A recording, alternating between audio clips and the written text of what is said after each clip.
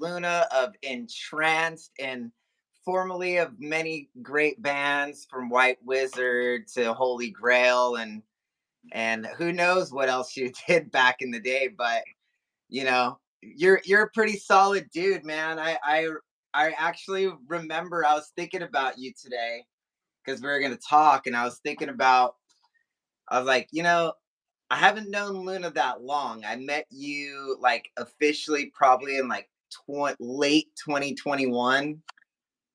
You came to Permanent Records. Like I knew who you were, but like we had never hung out. Yeah. And we got to hang out there. And I'm really glad that that happened because otherwise a lot of our meetings wouldn't they probably would have happened eventually, but it was a good that was a good time. Yeah. Wouldn't you say? Yeah, no, that was great. And I think I remember like maybe like 2017 or 2018 we were talking about like maybe playing shows with Haunt and Holy Grail, and I was like Yes. it was like Facebook Messenger stuff, Yes. but Yes. yeah, I hadn't met you yet. But I remember when like I think you were was Haunt ever on Rise Above, or was that like No. I don't remember Only how that worked. Was Beastmaker. it was Beastmaker. So yeah, Yeah. but I think somehow like Fenriz did like a blast about Haunt. Yeah, he did. Yeah, right? That like helped my whole career. Yeah, like Like that Luminous instantly. Eyes like EP. What I remember just like I was like, okay, this is the shit. Like this is what everyone wishes they were doing with the traditional metal, like it was like it was like distilled in like a very like pristine, like great production, great songs, and it was like, yes, this is what we need. So I was just like so remember being so stoked on that record. It's actually too bad that we didn't meet like probably 15 years ago because I was like, man, I'm like my songs would actually sound so much better with Luna singing. It's like we would actually probably be as big as you two right now. But We'd be playing the instead Sphere right now. I chose to sing in the band and cause all kinds of disruption in the light of things. Because I back in the day, I always wanted just to play guitar. I didn't want to be a singer in a band, and it's just that I always sang too, and it was default. Couldn't find anybody, and I just started doing it, and then like honestly, me and Soldati, we were just like so impressed when we went out on tour with you. And like in trance, I don't even know if you guys had even really played a show yet. You probably played like one or two shows before that tour, no? When we met in Kansas City. I think in Kansas City that was our second show. Yeah, and we were just like we were so wondering like what it all was gonna, entail because we're like, what is because everybody's looking at me like Trev, what is going on here? Who's in trance? Like they came out of nowhere. I'm like, well, it's Luna and these other Philly from Fortress and Ben. I Calvin was your bass player on that run. Yeah. So you came out and we were just like, man, Luna's like one of the best singers we've ever heard. And then just again out in the desert of Palmdale, we hear you do like the new stuff, and we're just like, once again, like just very powerful voice, man. I mean, I seldomly would actually wish somebody else sang my shit. It's not very even against like the greatest. It's just because I think you have like that a lot more old school flavor as opposed to like the trendy, cheesy stuff that might be happening now. Where I'm just like, cringe. Like I'm just kind of just a little bit more into the late 70s, early 80s stuff, and I'm not really.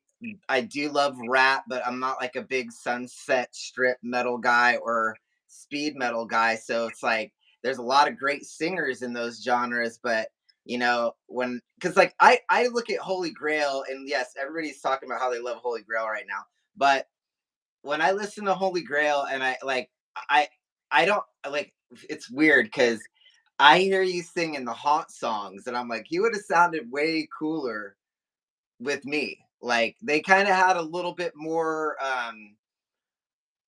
epic approach, you guys. I don't know how to really say it. Like, don't know what it really the right word I'm trying to say, but just a little bit different, like just a different thing. And now, fast forward to right now, and I'm seeing you bringing in this like Latino culture to your music, and it makes me like it even more coming from Fresno and just being like, you know what? Honestly, this is kind of what's been needed in a long time, and I think it's really, really smart to kind of embrace your cultures and like sing lyrics in Spanish. Even, I was like, this is no one's doing that, and it's like so.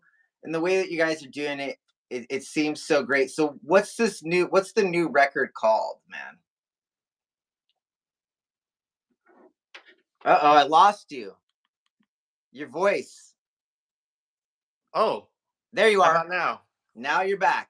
Oh, I think I touched on the chat and it muted me. Is that how Yeah, that works? yeah. Be Okay. careful. Be careful there, Yeah. guy. But internet connection's okay on my end? Yeah? Fucking A, dude. I mean, even on mine, I can't believe how crystal clear it is, man. Money Okay, well great. spent. Yeah. Yep. So tell us about what's the new record called, man? It's called Muerte y Metal, which translates to death and metal in Spanish. Um, and I think muerte is kind of a somewhat known word just because there's like different Santa Muerte and like muerte is like even people that don't speak a lot of Spanish might know that word because it means death. And Yeah. but yeah, I think it was originally pitched as like a song title idea when we were like demoing the record, and then it became a song, and then it kind of wraps up kind of the themes of the record. So we were really stoked to just kind of go with that when we decided, and it was we were thinking maybe keep something English, but then it's like no, if we're gonna do like a push like this bilingual, like embrace Latino roots, like let's do like a bilingual album title, like just go full steam ahead, you know? Well, you know that Philly and I are great friends. Of course. And we were talking like 2 days ago. I talk to him all the time. And it was really funny because we were talking about the Spanish like the Spanish lyrics and the Latino thing, and he's like, and Philly just straight up out of nowhere goes, "Fucking Luna looks white compared to me, dude." He's like the white guy. He's like, I'm the Mexican in the band, and and I thought about him like he is so fucking dark, dude. I mean, you and I almost could be related, and Yeah. I'm not even Latino, but fucking Philly, he is brown, bro. So it's like, it's kind of funny that like the guitar player over there, he's like so Mexican. He's like, bro, I'm so Mexican. Like he just like is like, I'm so Mexican, and I was like, yeah, you are, motherfucker. It's damn straight, and it's really, I find it like really cool to have a different, just anything that's not of just being the standard of things always is just kind, because some people might not be all into the Latino thing, like you don't know. Heavy metal's weird. A lot of gatekeepers, a lot of opinions, a lot of critics, and a lot of just, I don't know why that is. It's just I feel that anyway. Like, I'm like, everybody's fucking critiquing, everybody's judging, everybody's opinionated. If you don't like this band or you don't like that band, it is a thing, man. And like, luckily, when rad people are involved that aren't dicks like that, it's really it's like a community and family within that, right? But then there's those others, you know what I mean? There's these sects of them. But so who's putting out the record, man? Who's the lucky gal or guy? Well, our buddy Stefan over at High Roller Records, he's putting out the record. It's coming out June 7th. Do we comment on any of these like people's comments? Because somebody Yeah, asked. absolutely. What's his band name? Go ahead and answer that if you'd Okay, like, so and the give us the band is website. called Intranced, and I want to say hi to what looks like is Jonathan Fenno, an old school homie. Hmm. Hmm. Um, which you probably know, Trevor, because I I know see him him. very well. Yeah. Very well. Um, Love you, Johnny. But and anyway, yeah. So yeah, so High so Roller is putting out. So you're gonna have no USA distribution. So does that mean you guys are planning to go to Europe? yeah, we're planning to go to Europe. We're talking to about a couple options for next year, but apparently they have a new distributor for North America, so they're going to distribute in North America as well. So Well, we'll that'll see be if that. interesting. I don't think I've ever seen a High Roller record here very often. Yeah, Seems it'll be when I go interesting into a to record see. store anyway. Yeah, So I even did something with him, and he's a while back, and he was just like, it will we I do not do he told me, he's like, I do not do USA distribution. I was like, that's fine, like whatever, like do your European thing, I'll do my American thing, and all good. So what do you guys have planned for this year, man?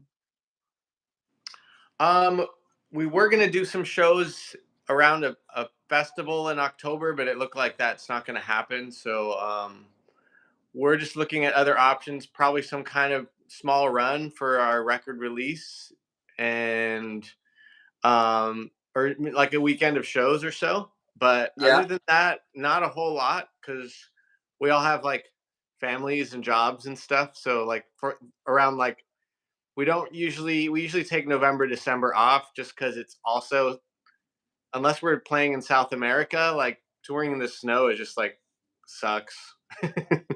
Yeah, I mean, it's not anything anybody really wants to do, to venture. Every time I've had to venture out into a snowstorm, it's always like, oh my god, like the shit I've done. Like I had to tell myself one time, I fell asleep and we were on the Satan and Night Demon tour, and we just played Salt Lake. It was with Halas too, and those dudes bounced out hella early. They like left as soon as they were done playing, but that night when we were like, all right, well, we got to start driving, this is a long drive, and like we're just gonna have to just take shifts till we get to Denver.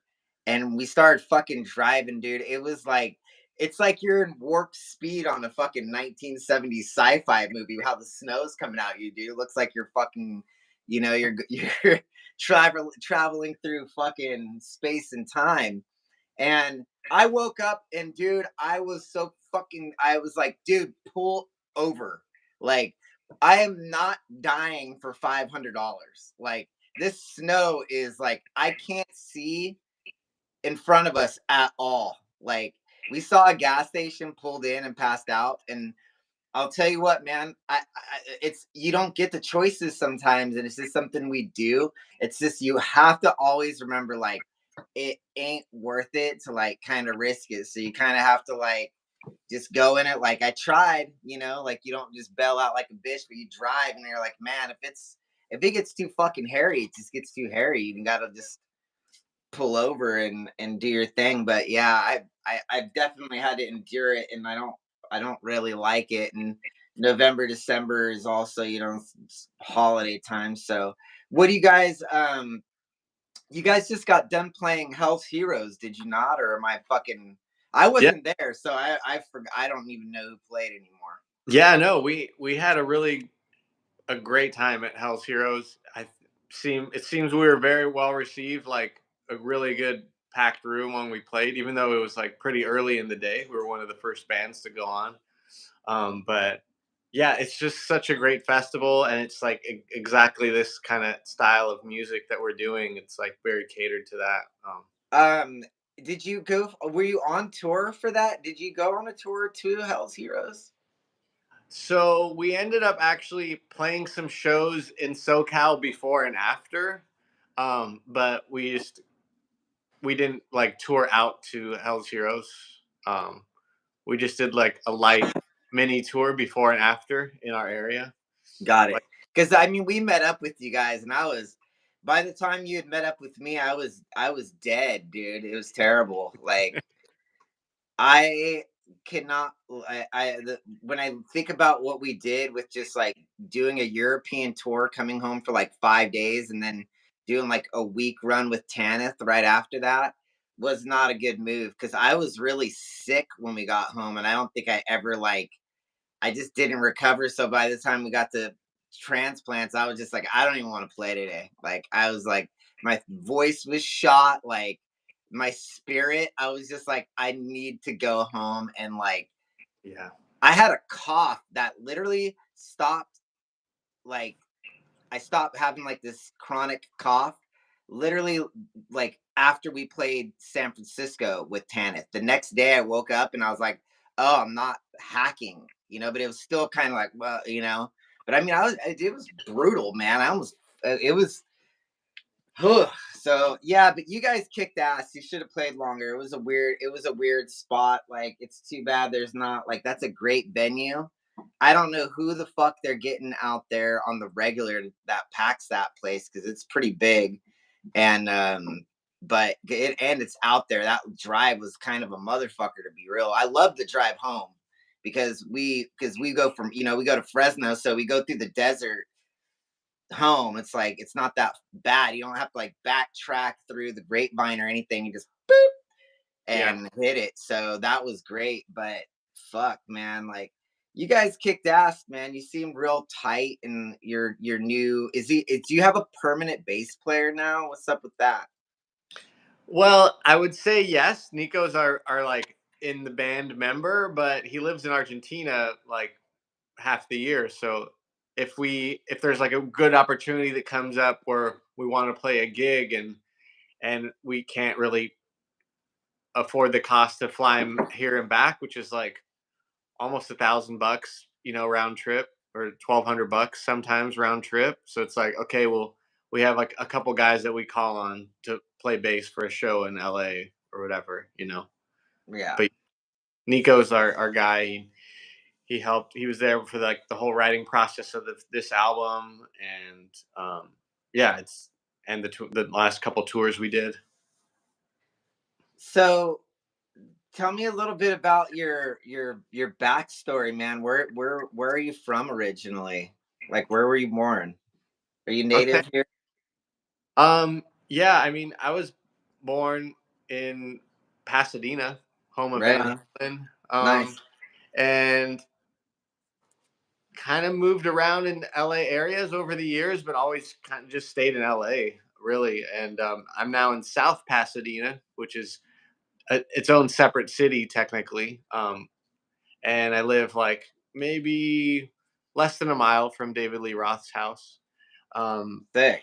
Sick, yeah, man.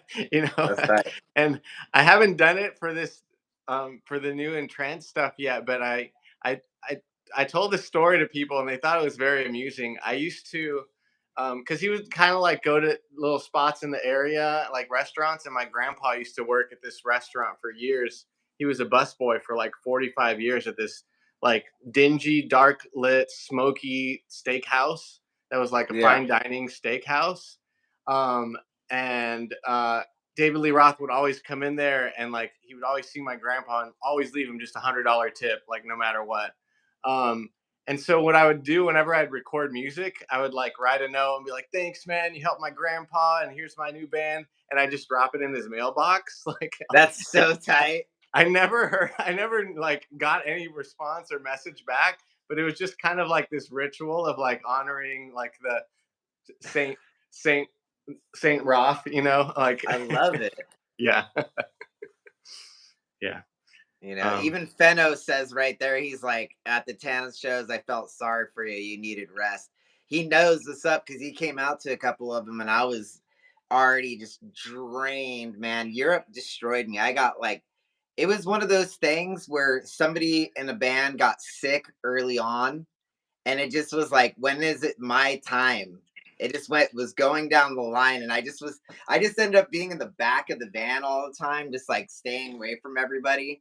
And then the last 3 shows, I was just like dying on stage. One night I had a fever and I was like, I shouldn't even be up here. Like everybody in the front, because I already know I'm spitting at everybody because like that's just what happens when you're a singer in a heavy metal band. Spit is a flying out. Like, and I'm like, it might land in their fucking mouth. Like I told everybody, like, I'm sick, you might want to scoot back because I was on stage like coughing, but I'm in Europe, and it's like the show must go on, and Yeah. nobody seemed to care. I tried to warn everybody up front. I was like, dudes, like, I'm no joke. Like, as soon as we're done, I'm going in the van and waiting until the show's over, and fucking gonna go in the hotel room and die. Like, you know what I mean? Like, that's where I was at the end, and it fucking sucked. What a, it's. Do you ever get sick on the road? Well, I mean, yeah, and it's the worst. Um, the sickest I've ever been was actually that first tour we did with you guys. I don't know what I caught, but like within one day, like I had no voice, and there Yeah, was I remember. one show where I could like I tried to sing, but the only thing that came out was just like this high snarly like I just sounded like Tim Baker from Sirith Ungle. That's the only It notes was that came sick, out. actually, Yeah. dude. I actually liked it. We all So actually thought it sounded cool that way because it was like, whoa, it's like listening to them with like a whole different sound. Because yeah, it was hella raspy, but you're still doing it. I was like, that has yes, to hurt.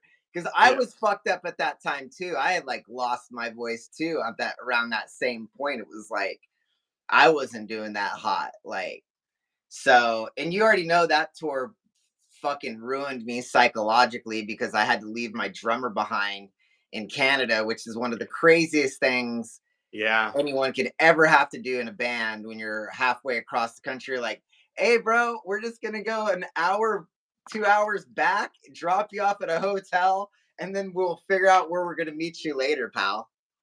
Like, Yeah. that was like, that really tested me on that. And I remember talking to you downstairs too. It was like I had all kinds of dramas happening in Canada with some homies of mine, and with him getting kicked out of the venue, and oh god, it was just like just beat me up. I was like, that's why next year we're not doing any headlining tours. I'm like, I'm done. Like, I've booked enough tours and brought all these cool bands, all my friends' bands, like dragging them along with me across the country. And I was like, 2025, we're just gonna play a bunch of gigs like on the weekends and just drive or fly or whatever. And if we get a support slot, we'll go out. But like, um, and we're gonna tour out to Hell's Heroes because like, just might as well, get tight real quick before you go play a festival. I don't want to just like, all right, we haven't played in 6 months. Let's go. Because I have there's I want to present it as good as we can, and I think right now, like, I really am excited for the future now because, like, Joel, I don't know if you know this, but I've been working with Joel for like 5 years in Saber, producing them, recording them, and like helping him craft everything and all that. And when he filled in for Lee, and Lee is just the situation is just a situation when you're gonna have kids. Sometimes it's just the best thing to do. It does not help a band out, you know what I mean, in the Yeah. life. Your life is about to change, and does being in a band align with that right now? And it's never does, dude. I mean, everybody that deals with it, there's a struggle involved in it. The only reason I get away with it is because like this is like something I have the family support, and it's the business as well. So it's like this technically is my job, so I have to like work and do these fucking things. But dude, I mean, I was telling him, I was like, dude, if there wasn't COVID, like if COVID didn't happen right as Rex was being born, I was like, I probably wouldn't have gone on tour. I was like, I just felt obligated. As soon as he was born, I just felt obligated to be home. I did go on a tour 6 months after he was born. We went to Europe right before COVID, and I was only gone for 18 days. And the whole time, every night, I just felt guilty. I was like, leaving my wife at home with a newborn, like this whole new world, like anything could happen, like just the scenarios, because it's kids, dude. They get into shit. You got to watch them like a hawk, bro. And but anyway, like I got Sam Harmon on bass, which has been honestly like the best thing that's happened for Haunt like ever. Cause like I just feel like I found like the dude that should have been playing bass with me since day one. And we had talked about it years ago. It was just like the distance thing, you know, like I'm Yeah. sure you've had your instances of like how band members, you know, when you split apart even in like LA, because like even though you can say you live in LA, you live in like a different fucking town of LA County. You know what I Yeah. mean? So either which way, there's always this fucking driving thing that do you have to deal with that now? I know you have an Argentinian bassist. I mean, you want to talk about long distance? I mean, that's like that's the end of the world, man. Like South America is at the bottom, man. That's far. Yeah. That's deep, bro. Yeah, it's very far. But even just when we're jamming, like when he's staying here, that's like him and Philly live on the west side, and me and Ben live on the east side. So it's like 45 minutes could be like up to an hour and 15 minutes to, you know, like 90 minutes to get Yeah, to well, from one end to the other, depending on traffic. So it's yeah, like, yeah, it's like, I yeah. mean, So I mean, it just really just got to a point where it was just like I had to make a decision of what the band's future was going to be, and Joel like really impressed me, and I was like, this is an opportunity experience for him to like come out and tour and play, and you know, because we got two pretty large tours this year. That's another reason that we're like kind of just like hanging low and just probably we'll probably play a bunch of shows with you guys like early on because it's kind of the same shit you guys be doing right now, just popping in LA playing or San Diego or whatever.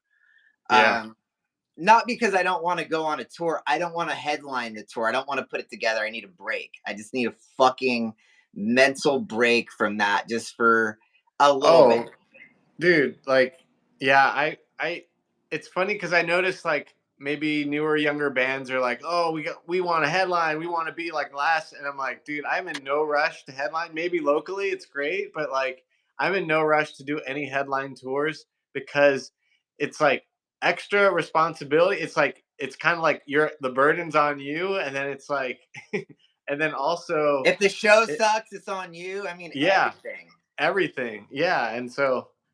I mean, I'm not in any hurry to try and like do a headline tour or like be headlining anytime soon. We just, you know, the thing is, and this is the reality of it, if you want to make shit happen, you got to kind of do it yourself. You got to put the effort in, and it's like, yes, you can wait for a support slot or whatever, but some like what if it doesn't come? You didn't you It was time wasted of building your fan base and finding out where you could go to like play where it's like, oh shit, people like us here, love us here, or whatever, or you got some diehard fans there that it's just worth going for the few people there that are just so stoked, you know. um and there that like for us that's like really important, like so that's why we've continued to like trek across the United States headlining and bringing the bands that kind of do the thing like with Entranced, you know, like I'll tell the story a minute about like our beginnings with the Entranced Haunt tour, how that all kind of came to fruition. But you know, you have to put in that effort, man. I mean, I would not do it any other way. It's just that we have kind of a different approach. We're not going to be actually playing less. We're going to be playing more because we're going to try to like fill up weekends where it's like we will drive like hella far for the weekend dates. You know what I'm saying? And then come back. It's just during the week. It's just like that's a tough Yeah, time to play. It's just yeah, no way that you cut it unless you're a super fucking famous band that like that's an area of like you know, like no matter even if it's in the coolest town, the weekends are easier on everybody. Even though for us, like the weekdays are my best days. The weekends fucking suck. Like I'm like, this is all backwards for me. I want everything to happen on Monday, you know, like so, you know, we're just gonna be like tapping into like a bunch of, you know, we have a list compiled. We've been sending out emails to promoters at, you know, anywhere we could play, like anywhere, you know. Chris Nigel says, "Love the UFO shirt," and it is good. yeah. Thanks, man. That's a Thank good you for one. I really like it. I'm actually jealous because like I was actually going through all my t-shirts because I was like, man, what fucking t-shirt am I gonna wear tonight? Like I was like, do I wear another Angel Witch shirt and just be that guy? It's like it's all like the only band I listen to, which it's not. I just really like the way that they're I like that old English lettering with Angel Witch for some reason. It just kind of like looks sick. But this is a band from Denmark. And this was like their first like tour shirt ever. It's like they had just became a band. This was the first shirt they ever did. And I always liked it. I was like, man, and they're I guess they're like on Metal Blade now. I've really lost contact with them, but I was like, man, I'm gonna dig up a shirt from the past, something that maybe people don't know what the fuck this band is. Demon Head and their first record, Into the Wilderness, is actually quite amazing. So, and with a Full Metal Gamers asked the question, James, what is a T-shirt you wish you had?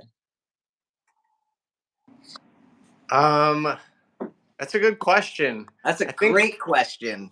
there, I keep like I've snoozed on a few like really awesome like Saxon or Blue Oyster Cult shirts that I saw for pretty cheap. Actually, there's one shirt that I snoozed on.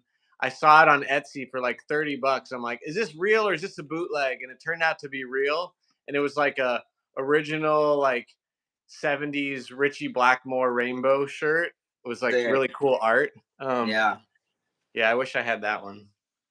So I mean, if for me to answer the question, there is like some shirts that I'd love to get, like official shirts though. Blitzkrieg, like it's like so hard to find like old school Blitzkrieg stuff, and I like to kind of keep it into the roots of things for me of like where what kind of music's like really sparked my love for heavy metal. One of the one band I actually tried on like two of their shirts before I came in here because I bought them because it's weird because they are actually way more my favorite band than Angel Witch ever has been. And I just there's something about their t-shirts, they just kind of suck. Can you Wait, guess who it can you guess who it is? it's an old school metal band. Oh yeah, bro. Like sick new wave of British heavy metal. They got Uh, super famous too. They wouldn't I even call themselves new wave or British heavy metal. They'd be like, "What's that?" I can't like Tigers of So Pantang or what? Def Leppard, dog. Def Oh Leppard. yeah, And Ye- there's just something there's like I have all these shirts from them that I bought over the years, like a collection. Like I have them in my attic. I just bought more like a dumbass. I was like, maybe this one will look good. Maybe their art just is fucking weird. It just doesn't. Even though their album covers like High on Dry, like it kicks ass. I have a pretty cool High on Dry shirt, and I have a Pyromania shirt. I'll wear those two ones kind of, but then I have like 12 other ones that are just like the worst. And that's who I wish had like cooler shit because like I would hella rock. I like the old school look of like the earlier stuff, and I don't really dig what they do now. It's like, and I don't know. So it's weird because like Angel Witch, I actually just retired my white Angel Witch shirt that I've been wearing it on stage for 5 years or whenever that record came out. We played with Angel Witch in Germany. I bought the shirt at the show, turned it into a tank top that night, and I basically didn't take it off for like a year. And yeah. It's probably not even white anymore. It's like bro, a it's actually like it like bloomed on the bottom. It's like it curves now. It's like a bell. So it's like, and it's just full of holes from my bullet belt, and like it's so gnar, dude. I was just like, bro, this shirt, I have to retire this. I looked at a picture that somebody took of me with it recently, and I'm like, dude, this thing looks like a dress now. It like this thing's all out of fucking it's shape. it's just Even it's a blouse. when you fold it, even it's like not even flat anymore. It's all like wrinkled in the fucking top. It's like it could never be flat. It's like just so used and abused. But let's see here. So Feno says ask Luna about how he gets inspired for lyrical content. That's good. Yeah. What inspires you, man? Well, I do want to go back to something you said. There's a favorite Def Leppard shirt I liked, um, and I always like. I mean, I think just being in my 40s, I like, when I was like 19 or 20, like combing eBay, shit was cheaper, a lot like Oh, cheaper then. So it's like, so oh, cheap. I don't know if I'm gonna pay $40 for these vintage shirts. Like, I'll just wait till I can find it for $20. And now they're like $300, Yeah. you know? Aren't you fucking regretting all? I regret every t-shirt I didn't buy at that. $40 back then for me in my 20s though, because we're about the same age. I was really broke. So I didn't like $40 meant like I wasn't having any fun that week. That Yeah. was like an investment. I had like three t-shirts, dude. Yeah. But anyway, go on, man. Yeah. Yeah, no, but I just want to comment on that shirt. It's like it's a the black with the white sleeves ringer, and it's got like on through the night on the side, and it's just like there's something about those shitty 80s prints, like the way they like redrew the art that like I love, Yeah. um Absolutely. The way they had to render everything down, like, and put it onto a screen back then was totally different.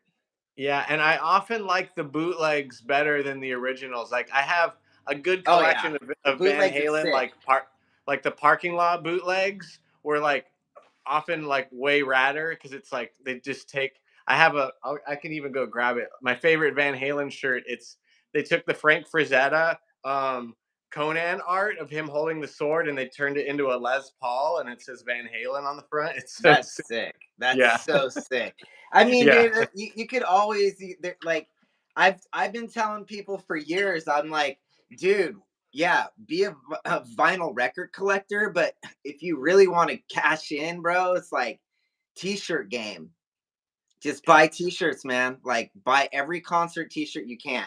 Because like Garrett, it doesn't matter who it is, like down the line, 20 years from now, all the semi underground bands that never made it, like the Angel Witches and all of those bands, basically, all of them.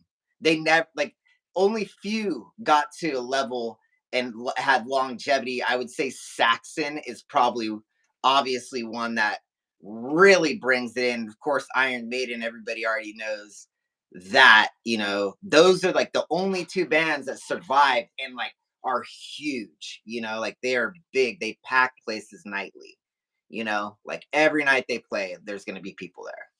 And, it's like now in my old old mansion, I'm like trying to get every Witchfinder General shirt I can, blah, blah, all of Yeah. it, like you could just go start going down the line of all the cool new wave of British heavy metal bands. And you want a shirt, you can't even get an original shirt of that because some of those bands I don't even think even printed a shirt. It's like, or if they did, they might have they printed one shirt. The bands were kind of short lived. Like a lot. Yeah, I mean, even their records were like it was very like punk DIY like mentality because it was like kind of they used a lot of the same like studios They or use like the same the- neat records, man. Neat records yeah, did everything. yeah, Everything that was heavy metal back then in English was getting done at Neat and recorded at the Neat place. Like I talked to Brian Ross about this, like, because there's few people on the planet that like I like he was the singer of you know Blitzkrieg and Satan, two bands that were really incredible. Satan obviously did not have the same trajectory as Blitzkrieg back then, but now they're, neck and neck. Like it's like Satan's killing it. And yeah, Brian Ross will tell you, he's like everything. He said so many bands were recording it neat. You would go down there and you'd always see, you always was like people hanging out, like always a band there doing their thing and trying to do a record or whatever. And it was hella DIY, man. And that's what always probably made me navigate to that era and that genre is like that. And then, you're a California dude. Did you ever get into the Southern California punk rock stuff? I think I was a little bit like too late for it, but I did get into it just through like association with other folks and stuff, like older dudes and stuff. But I was always more into. I came up. I came into metal through like really obsessed with like British '70s rock, like '60s and '70s hard rock, like Deep Purple, Uriah Heep, just like all that kind of heavy organ driven rock got me into like King Diamond and I'm obviously like Judas Priest and Motorhead and stuff, but like I just got eventually into like that traditional metal and then into heavier stuff. So that's kind of how I fell into metal. And then when I heard the first Scorpions record, I like was really blown away with was I was like in a basement, in a jam space, and but like this older guy put on Intranced on I cassette know, in the dude. background. I And I was was gonna like, say that album changed everything for me and when I I was heard like, it. what the fuck is happening right now? It just like blew my mind. I was like, I didn't know this is like the same Scorpions, Yes, I was gonna say the same thing right now. When you think about "Here I Am, Rock Me Like a Hurricane," and then like And then you hear like Robot Black Man Lady or comes Dark on, you're Lady. just Yeah. like, what? Like, dude, who is this band? This is totally different. And there's that album has sweet ballads on it, like Oh, sweet to dude, the I T. think there's at least like I think it's a requirement to have at least 2 ballads per album for Scorpions. Like they always have Yeah. ballads. Like and they're Their ballads were always much more popular than their deep cuts, man.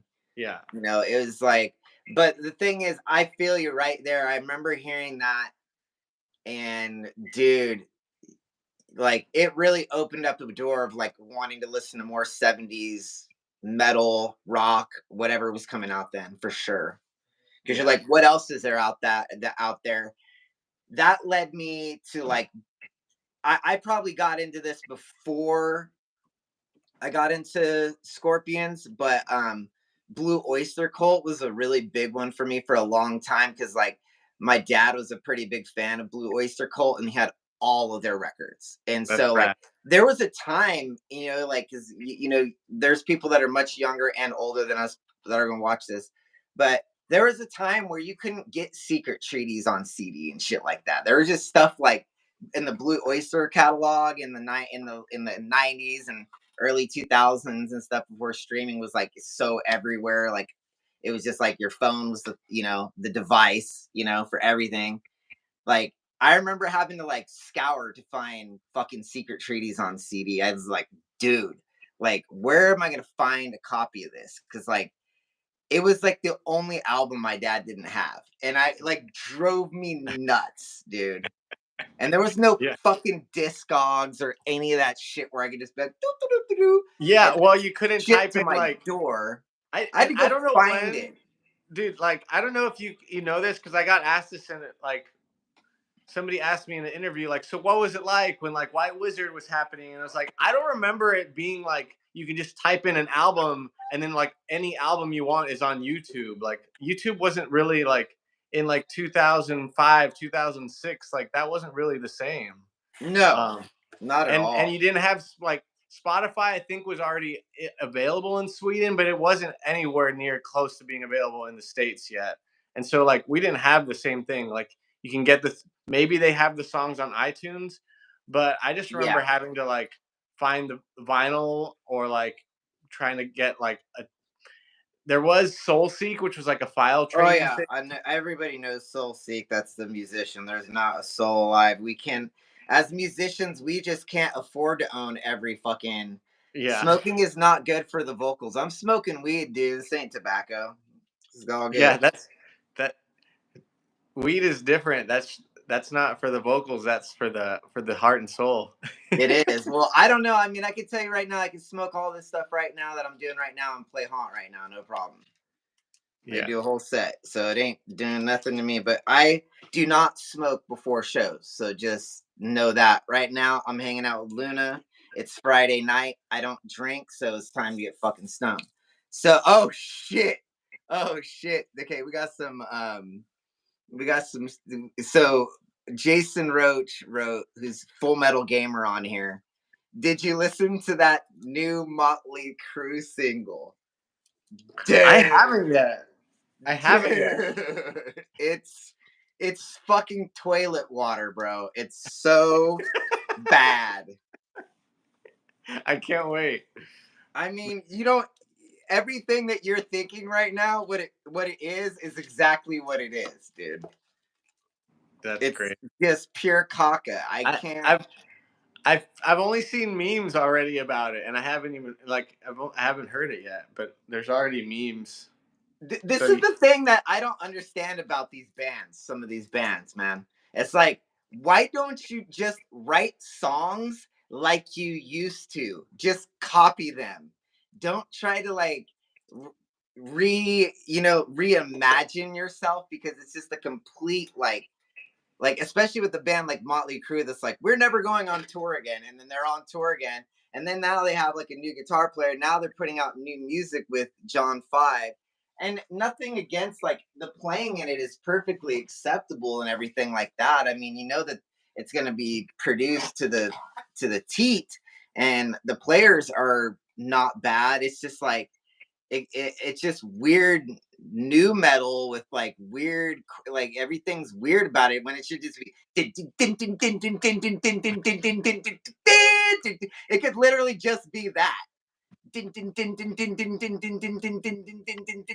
That's it. One chord. That's all Motley Crue needs to do. yeah, You know what I'm saying? Them trying to do all this other shit. I'm just like, bro, this is not.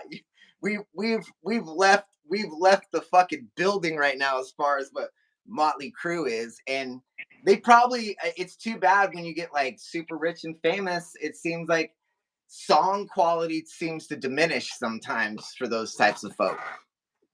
yeah, and I don't understand that. Like, well, I mean, then you have bands like well, it's probably not a good example. It's like, but Motorhead just like all like Lemmy was always just had somehow was able to continue creating, rewriting like The similar same sounds, song, but it's like always this. It's like it's different, but it's still the same. It's like yeah.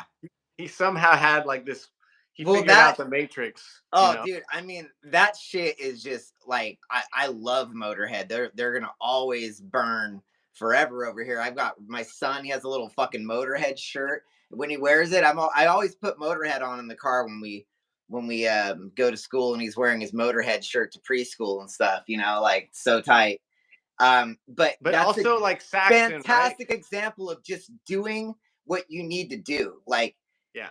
sure, later on in the years it's going to be like, yes, it's another Motorhead record, but the thing is, when you're still stayed true to what you do, it ain't that far off. So people are going to be like, yo, what's up? It's like, bro, this is me still just going, you know, like that classic raspy fucking Lemmy voice. And I always thought they had sick guitar riffs. I've always been a fan of all that. They have good beat, good feel, um, good songwriting. Really, always like one thing that Lemmy always does. It's genius. Is somehow always incorporates like the title into the lyric, which is always a great way to remember a song. You know, it's like when it matches and stuff. I mean, he'd sang about some questionable shit too. That I'm like, I don't know if you can sing that anymore without being canceled. Like jailbait. I don't know if you Yeah. could write. Can Yeah. you write jailbait in 2024? No, you can't. Bro, like people, I was actually thinking about that fucking I hate that band. I can't even think of their name right now. She's only 17, 17. It's like some 80s shit. Oh, uh, is it Winger, one of those fucking bands? She's yeah, only it's seventeen. yeah, that's a hair band. Oh, it's so cringe. It's so fucking cringe. I'm just like, I'm thinking about those dudes, and I'm just like, bro, this message is all kinds of like weird. Like, I don't Yeah, know what you're implying, but I mean, I guess back in those days, it might not have been as much of a big deal and was looser. Lemmy's kind of from the early '70s era of like sex, drugs, and rock and roll. Like that was yeah, just how it was. So I mean, I'm not coming out with the song Jailbait anytime soon, bro. yeah. That would be that. Oh, winger. Brian Moore just said winger. So yeah, Yeah. dude, fucking winger. So Yeah. we never answered Feno's question. How Yeah. you get inspired for lyrics, man? Well, okay. So yeah, it's like I keep tangenting off, but I think inspiration wise, I think we kind of set out because I wanted to bring a little bit of like romance, like UFO, Thin Lizzy, um, Scorpions, and even a lot of like my favorite like new wave of British heavy metal singles. Like they'll talk about like sing songs about like love or romance, but then also have songs that are about like betrayal and toughness. And I think there's a lot of like being tough, being badass, like swords and sorcery stuff. There's not a whole lot of like romance stuff, which I do like that Haunt has some of Yeah, that I as was gonna well. say, I'm like, who are you talking? You know who you're talking about? Like, I like that's all I do is like Yeah, write. no, I have a that's ton why I of like. love songs, man. Like Yeah, that's I've always said this. This is the weird thing about Haunt because like it sounds so like my lyrical content. And I don't mean to interrupt you on it, but it's just like it might add to what you're gonna say. Is like the stuff that I sing about. It's realistically for me. It's always been a therapy thing because like I'm a recover. Like I was dealt a hard time in my life where I lost like three family members, like boom, boom, boom, that I grew up with playing music with. You know what I mean? One of them I was in a band with. We played like we were little dudes. Like I grew up with these guys, and I they just they you know my cousin Michael, who actually taught me how to play guitar, showed me cool bands like Judas Priest, Iron Maiden, and shit that my dad wasn't listening to.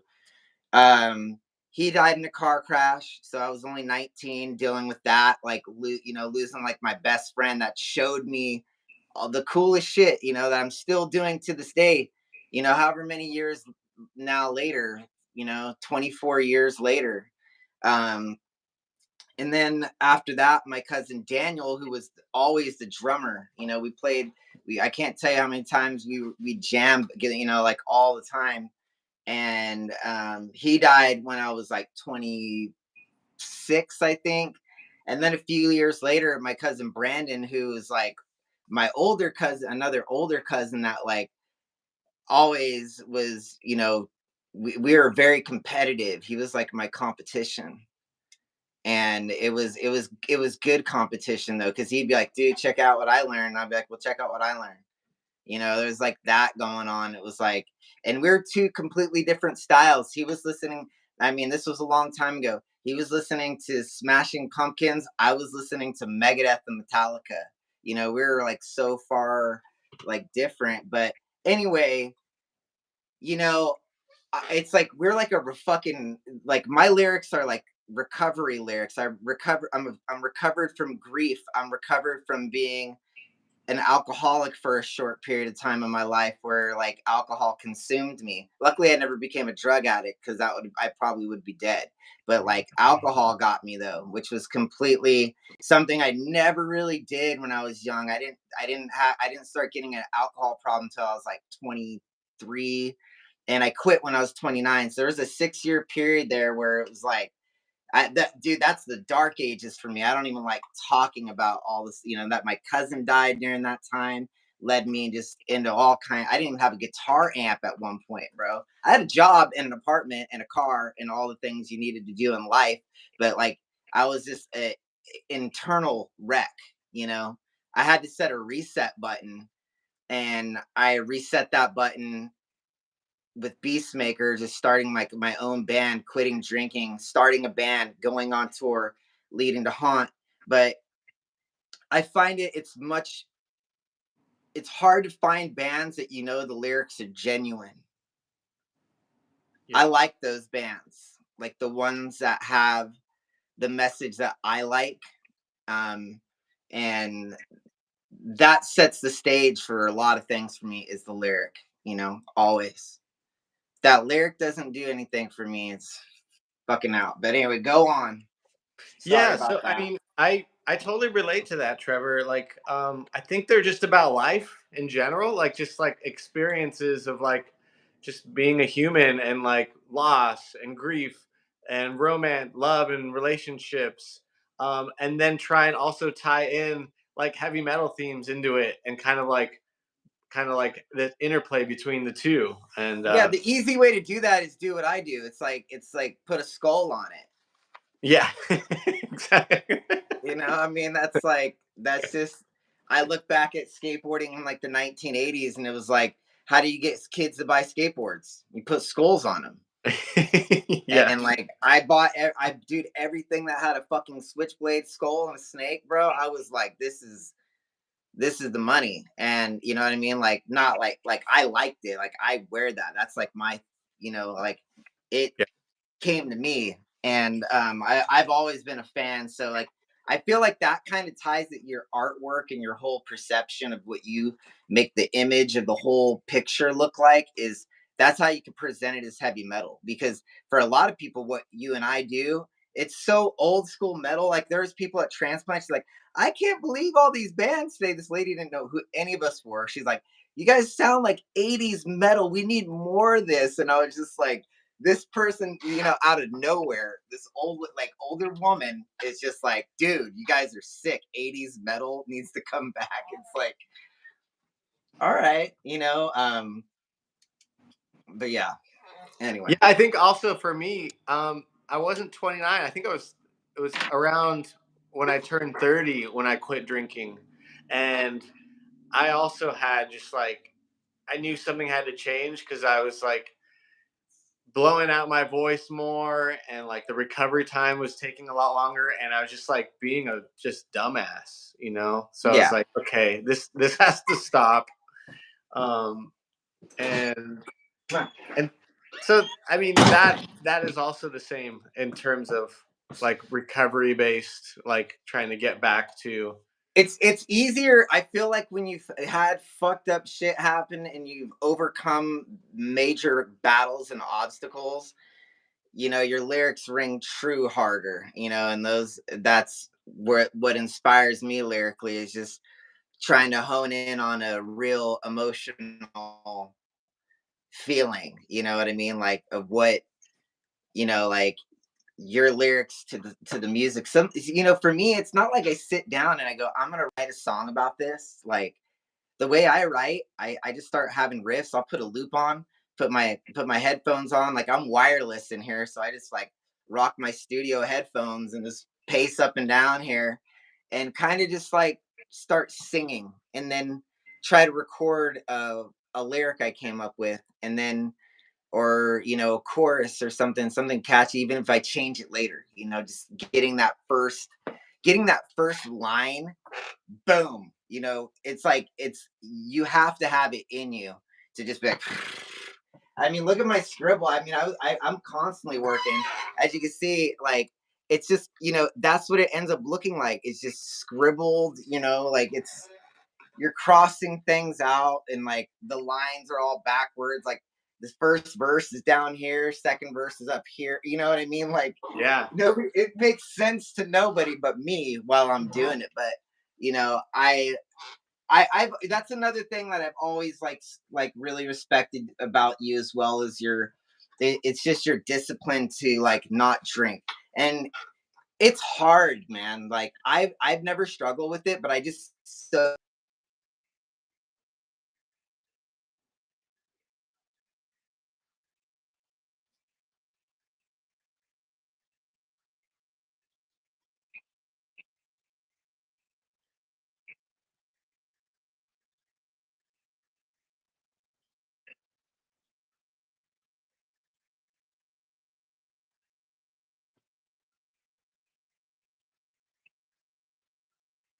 will be like, yo, you shouldn't drink. But for a guy like me, I had a vision of wanting to do something with my life that alcohol was just making it impossible to do. Straight up. Like it's just they didn't fucking it wasn't gonna happen. It was like one or the other, and that's a fucking that's a story in the making as we talk right now of where I've come from. I just told you I had no guitar amp. to being in a band, touring internationally. This is my job. I have a corporation, like all of that. I like a homeowner, car owner, all that. Dad, like that's a fucking that should tell anybody real quickly. Like a lot changed from that, from Yeah. that drunk person that was getting fucked up. Even though I'm the same guy, but it was stifling me from my better potential, as I'm sure you found that happening as well. Like you said, losing your voice more, longer recovery time, just all those little teeny things. You were doing way cooler shit than me back then. I mean, I was jealous of like every band, because like I was like, I want to go do that because it's just in you, you know Yeah, music's fucking in you, man. yeah, like one of the few, like the last few memories I remember where I was like, okay, like before I quit, I was like, there was a few like, oh, that was pretty crazy. It was like we it was 2013. I started the tour like on my birthday. And I was like, okay, I'm gonna like just totally stay sober this tour and like not drink. Um, and it was Anthrax, Exodus, High on Fire, Municipal Waste, and us. And I feel like maybe, I don't know. I think maybe Shadows Fall was on it too. That's It was like that. crazy. That's a Yeah, terrible tour to quit drinking on. yeah, and so I started off like going to like vegan restaurants and like drinking kombuchas, and then by the end of the tour, we ended the tour in New York, where it's like Anthrax hometown, insane show, and I was like snorting Adderall and like slamming beers and like doing all these shots, and then ended up like jumping off the balcony onto their show for the encore to sing with them. Totally scared Scott Ian and Belladonna. They're like, what the fuck? Who is this guy? I'm like, I've been on tour with you. You don't remember me from the last few weeks. and like, and almost broke my ankle because of that. But I didn't feel it. I was like, man, why isn't my foot work? This sucks. And then like, Damn. and then I couldn't walk for like a few weeks because I had to walk around with a cane. I was like, okay, yeah, I think I need to tone it down or like, Yeah, yeah, that. I mean, since you shared that embarrassing moment, I'll share you mine. The last time I ever got drunk, I ended up I we ended up I was at a bar, and obviously, like, just being a complete dumbass, my homie was there, one of my buddies, and he was just like pounding Jaeger, and I was just like, oh shit. And he's like, just started handing them to me, and I was just like, oh boy. And I had like 5 or 6 of them, and then it just ended like I probably had smoked some weed. I probably had already been drinking some whiskey, or back in those days, I like gin and tonics a lot. I was drinking just like Beefeater gin, tonic water, 3 limes. That was my shit for a long time. But I drove home. I don't even remember like driving home. Like so the whole night, the oh whole shit, night is actually there's no memories other than I remember being at the bar. That's it. Like driving home, it's so irresponsible of me. yeah. Drove home. Even though I actually lived really close to where I used to go, it was just like dangerous to go by yourself sometimes if you're gonna walk like half a mile through the city alone. So I drove. Uber didn't really exist yet. There might have been like a couple, like you had to live in San Francisco or LA if you wanted Uber back then. Yeah. Long time.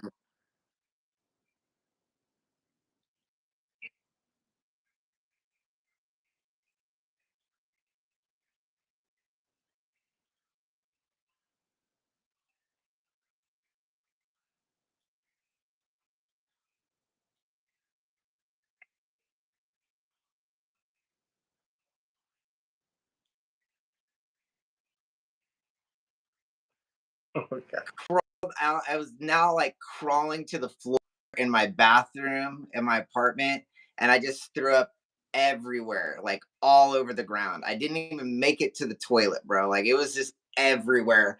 And I just fucking eventually, I mean, I was just like, I did make it to the toilet eventually, like I did get there, and like, head clonked on the seat, and and I woke up that morning just like laying in my own vomit, and I was just like,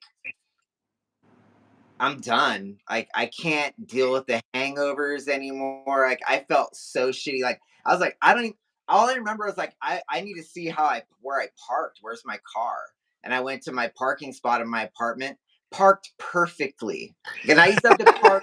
I had to park between two pillars, and this it was like an underground parking garage, and it was really bad, dude. It was a really bad night, and there was a couple other nights before that that were really like kind of grim too. So like my me and my girlfriend at the time had broken up, and she moved to Portland, and we had a dog together, and we got in a big ass fight on who was going to keep the dog. She was hella irresponsible, didn't have a place to live, and didn't have a job, while I did, and she ended up getting the dog. I just was like, fuck it, but it was mine, like anyway, so like that all happened. I got all fucked up one of those nights and just like woke up, didn't know where my phone was, like all that typical shit that drunk people can tend to do.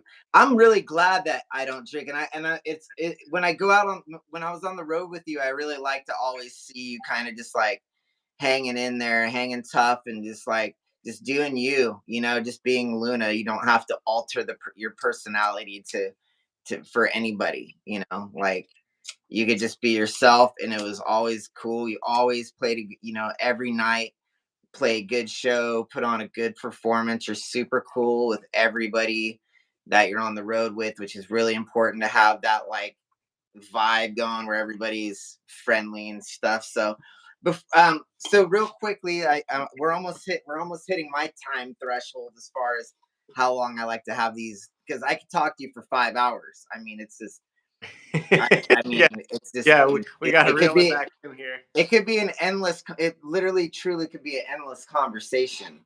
But I want to about the, like some points in time in the history of our friendship. So there was a time where I was talking to you, you didn't have Entranced yet, but you wanted to play music, and I kept telling you Philly, and I was like, you should have Philly play guitar, and if for some reason you guys need me for anything, like I'll help do whatever, and and then we got to that point in time where we were bringing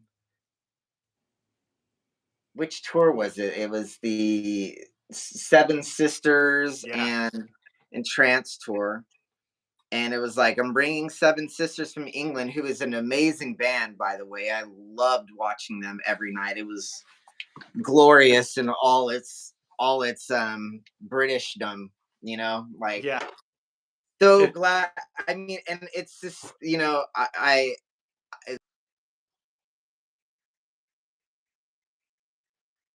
yeah,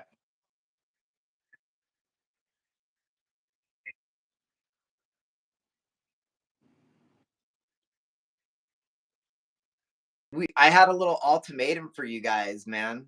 Do you remember?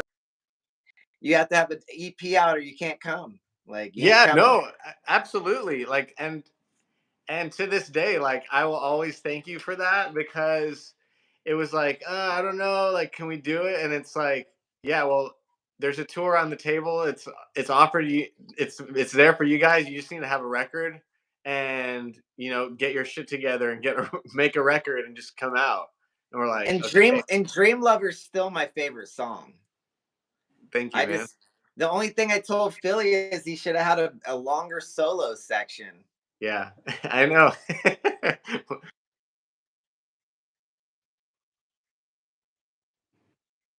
Riff that it would be like the greatest Philly solo ever.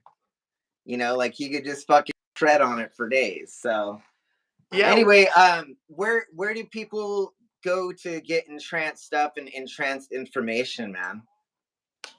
Yeah, our band camp is usually the best spot right now. Because that any stuff that High Roller is putting out, we're going to be selling. So our Bandcamp, entranced official dot bandcamp. Hey, you might want to say the band name is spelled Intreanced, all not in. I don't know how it's spelled Oh on the yeah, real so it's like world. the Scorpions record in trance, but with the ed, so entranced. Um, yeah, I don't know. Can I even comment, post in the chat? I don't know if I Yeah, can. you should be able to. I don't know how that works. I don't know how it works either. I'm not even gonna try to go there, bro. Yeah. Greetings from Brazil. Okay, hi. Um, Come to Brazil. yeah. How many posts do you get of that a day? I Um, don't know, but back in the day, a lot. So well, it is. entranced. I will So say entranced isn't actually a word it's not. with a It's with a we made it. D. We made it a word.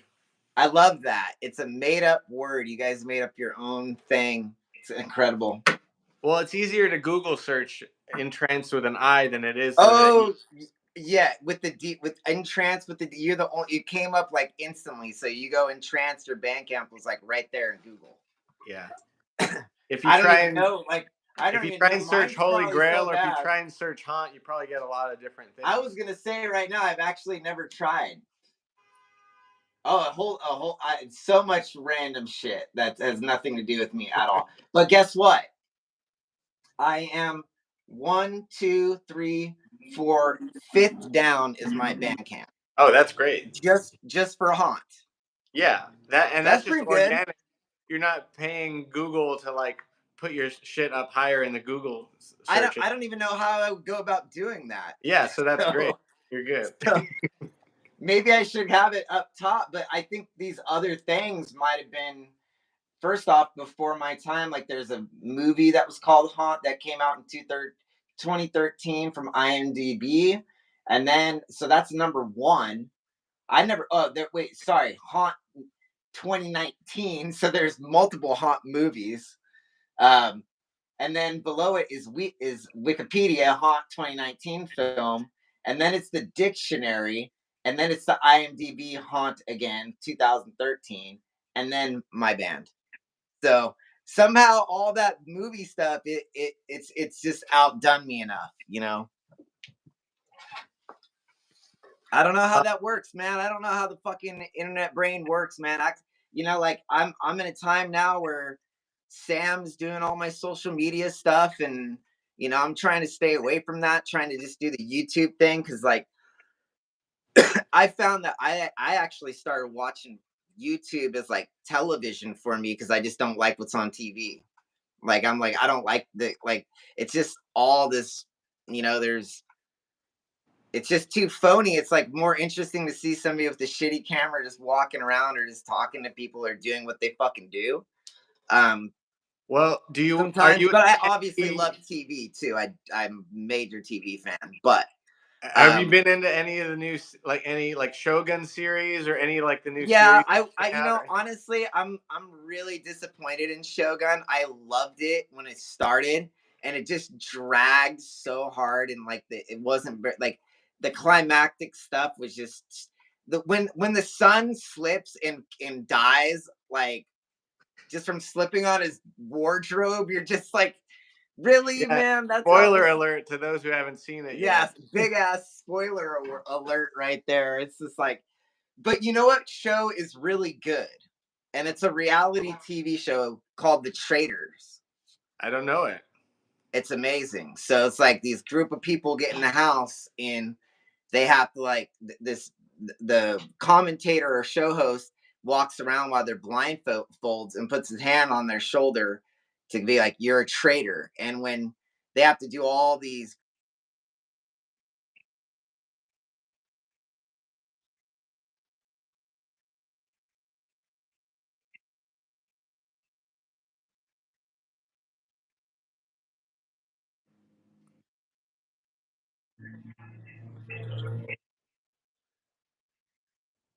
Oh wow.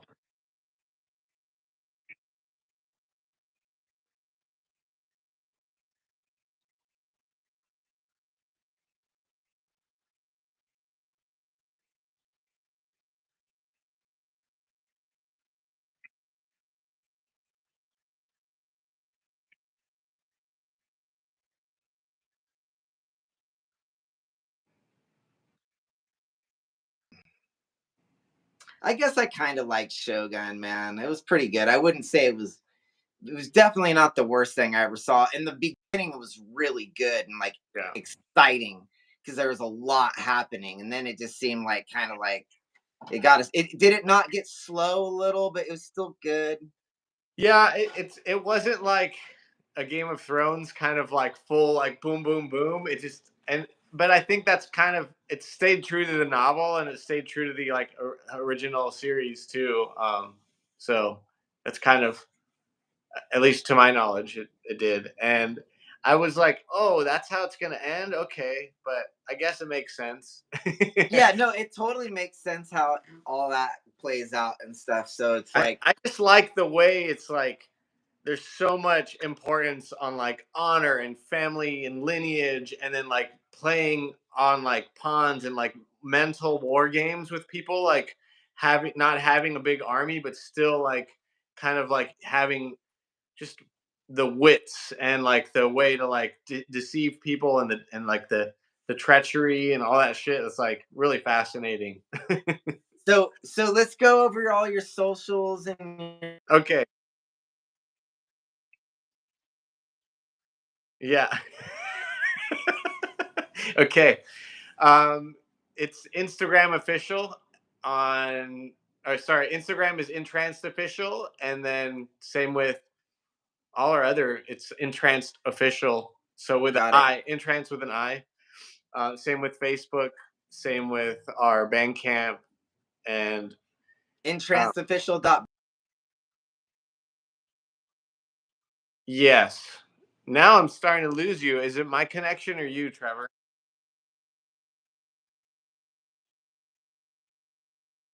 Okay.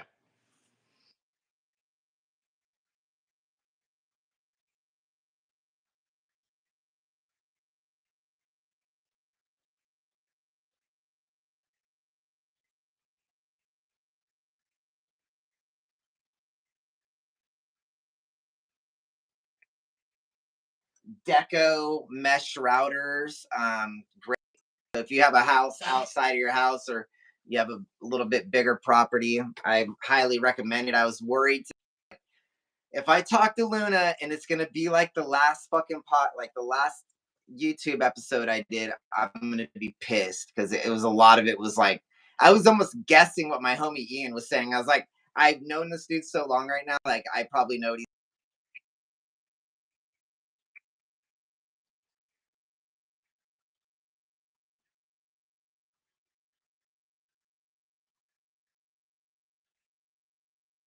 Morte de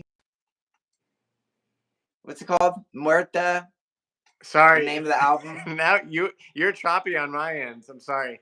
The album is called Muerte y Metal. Is that what you're asking? Yeah, so Yes, Muerte y yes. Metal. We're actually launching the pre-orders next week for Bandcamp Friday in May. We're gonna go live with the pre-orders. You're hearing that here first, and then it comes out June 7th officially. Nice. Record release show or anything? It's not booked yet, but we're looking probably going to do it in July actually, just a little bit later. The way it's working out. So that will come later. And yeah, mostly Instagram or Facebook will be posting about it. Great. All right. Well, we're gonna end it here because we're like literally anything over an hour and 20 minutes. We just made a movie, like, Yeah. and I would, and the whole thing now that after I've had a 3 hour conversation with somebody in the past with Cam Oh yeah. Bell, Cam. um, um, I was like, man, I can't have him back on like ever because we just like literally we went from point A to like we're gonna have to have some story. We're gonna, time has to pass for some stories to develop because I'm hoping that next year we can finish off onto a new area of where what you're up to and all Great. those sorts of things because I only see you when I'm in LA or if we're playing a show together or whatever. So, sometimes we talk on the phone, on texts and all that stuff. But thanks for being on, bro. I absolutely adore you, man. You're like one of the fucking greatest of all time. So, so stoked to to hang out with you. It's been a great Friday night for me. It's like, I can't think Yeah. of a better way than to hang out via over the internet with somebody that I can't hang out with on a Friday night in reality because we're just too far away. So to be able to have it right here and engage with these people has been really cool. So thanks to everybody for watching. Subscribe if you have not. As I'm going to keep going down the line of all the amazing musicians that have come into my life, and I want to have conversations with them and hear their story as well as me just fucking just going off on major rants. I mean, I'm like I like at this point I don't even know what I was talking about anymore. I was like, man, what the fuck did you went off left field here? We were talking about lyrical content and then it went into grief counseling. You know what I mean? It's Yeah. like, It's okay, wow. man. So Well, anyway, we'll see you around. Follow Entranced and have a great weekend. And thank you guys. Later, man. Have a good Trevor, night. thank you so much, man. Cheers, Love you, bro. bro. See Love ya. you, man.